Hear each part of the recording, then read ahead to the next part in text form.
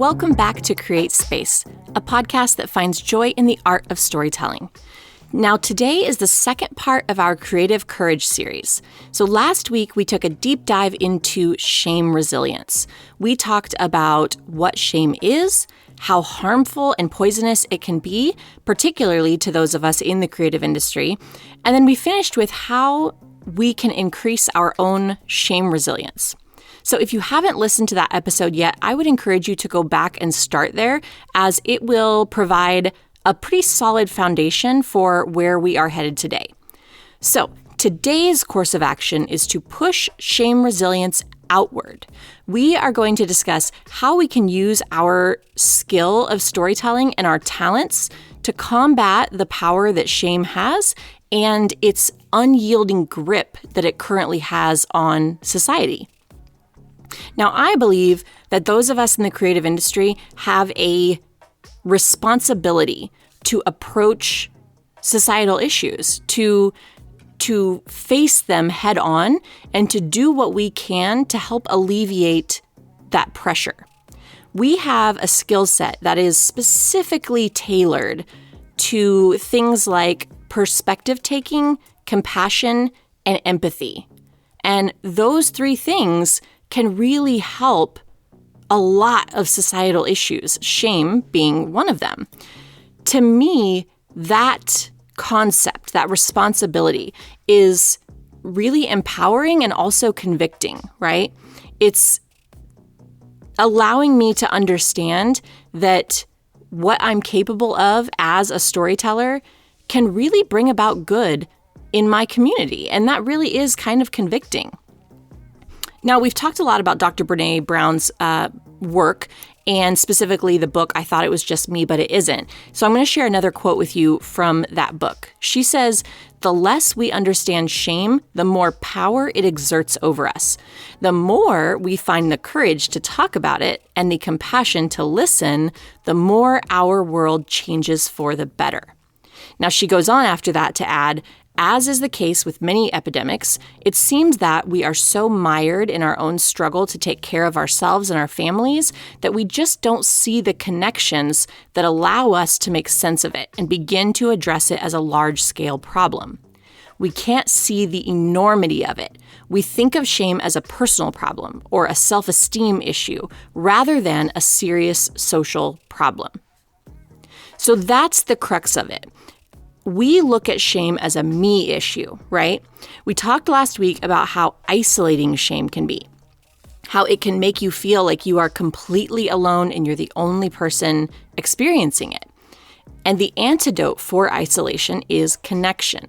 So that's the very, very first step here. The first thing that we can do as creative storytellers, we can intentionally build stories of connection into our work. Talk about the universality of shame and be willing to discuss the more vulnerable aspects of the human condition in an open forum. That alone makes such a big difference. But what does it take to be able to share stories that shed light on shame? Well, it takes courage.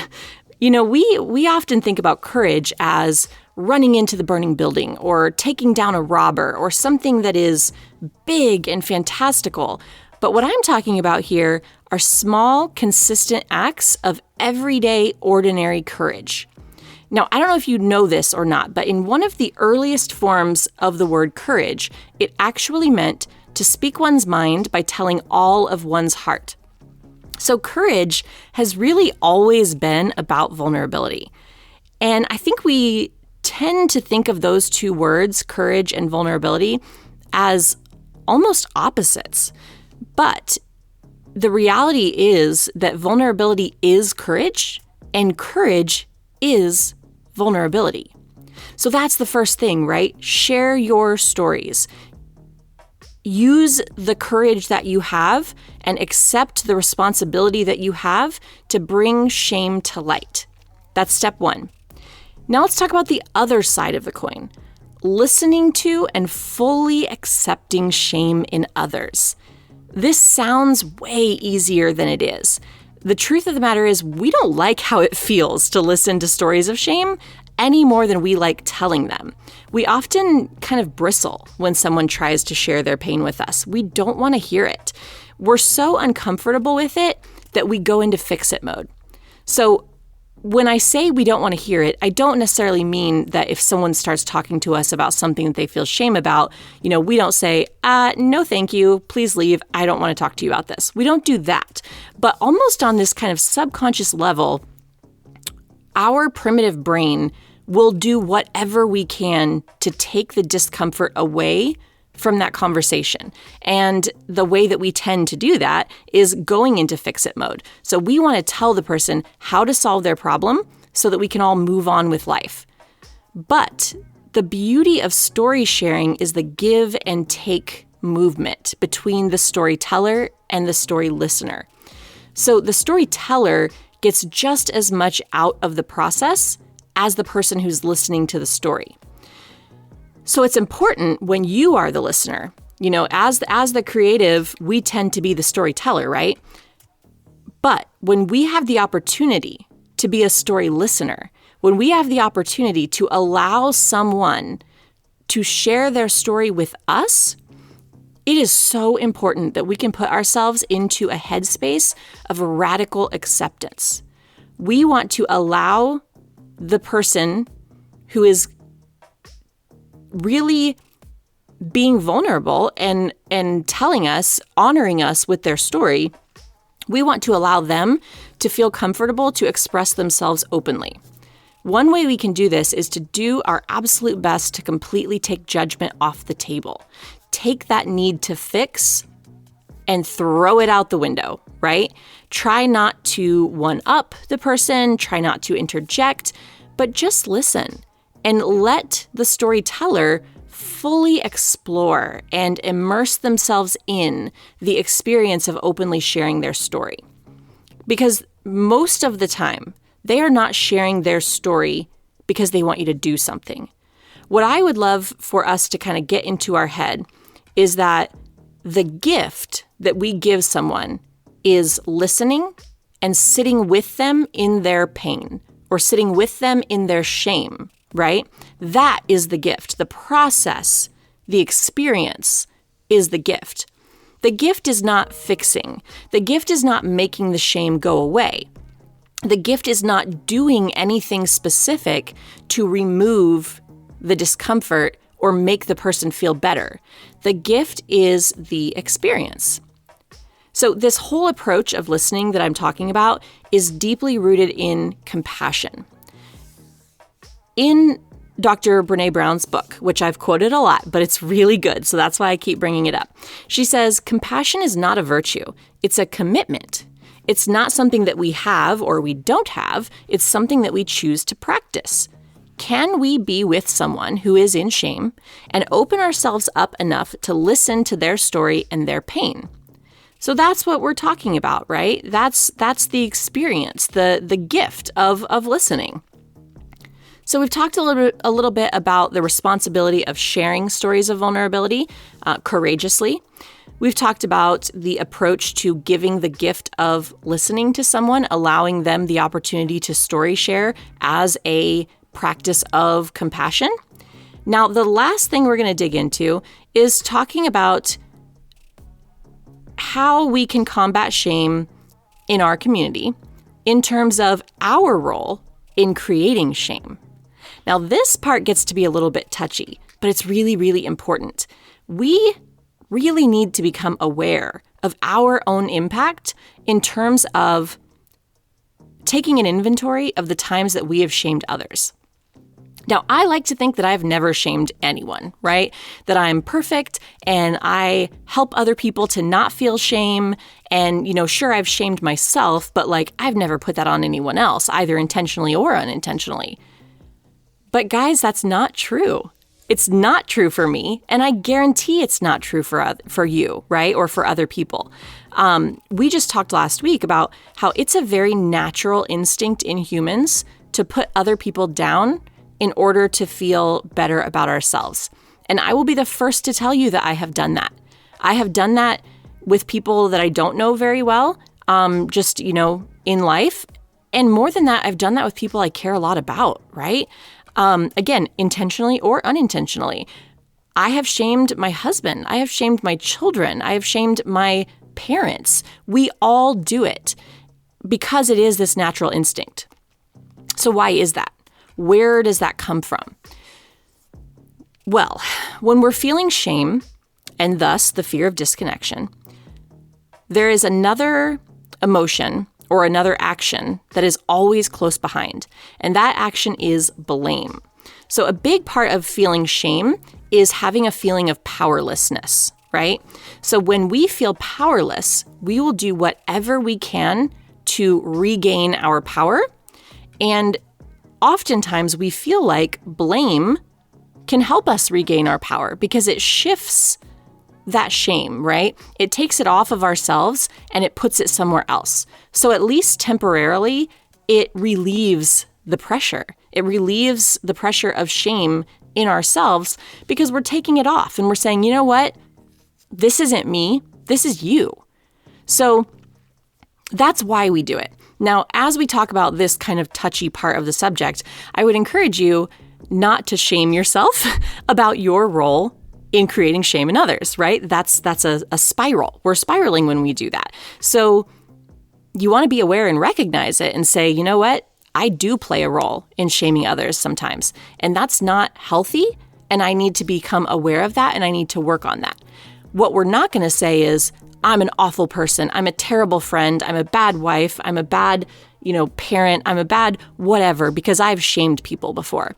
No, we all have. So the awareness piece is important, and then being really intentional about noticing when we're doing that to other people. So as I mentioned, when we blame, what are we doing? We're trying to regain our power. But there are two distinct varieties of power. Power over and then true power. So let's talk about power over. Power over is limited. Power over is finite. In order to get more power over something, you have to take it from someone else. So when we talk about power struggles, this is what we're talking about. When we're in shame, a lot of times we feel overwhelmed, we feel confused, and we feel scared. And our primitive mind just wants to keep us safe. It wants to remove the discomfort, and it wants to get us our power back. So because of that, we may not even be conscious of what exactly we're feeling or why. All we know is that we want out, right? We don't want to feel the way that we do, and we're going to do whatever it takes to change the feeling. So without even realizing it, we start blaming other people. We begin transferring that shame to other people because we can't contain it within ourselves. And the blame starts to come out because we are trying to exert power over other people, okay? So to begin to work on this instinct and to change it and to be more intentional and conscious about how we're reacting to shame, we need to focus on gaining true power. So let me explain the difference. True power is not finite. True power is everywhere. There is plenty to go around, okay? So true power is the ability to change something if you want to change it. It's not about taking from others, but rather true power is about creating and building with others. Creating and building with others does not involve placing blame. Creating and building with others focuses on compassion and empathy and connection. So that's what all of this comes back to. All three of those steps that we talked about sharing your story, listening, and then taking an inventory of your role in blaming other people and creating shame in your own community. All of those pieces come together to build community, connect with others, and create together. It's about making that commitment to share your stories of vulnerability openly and with courage. Making a commitment to listen and fully accept the stories of others. And finally, make a commitment to become more aware when blame is sneaking into your consciousness. And when it does sneak in, and believe me, it will, do what you can to seek true power instead of power over.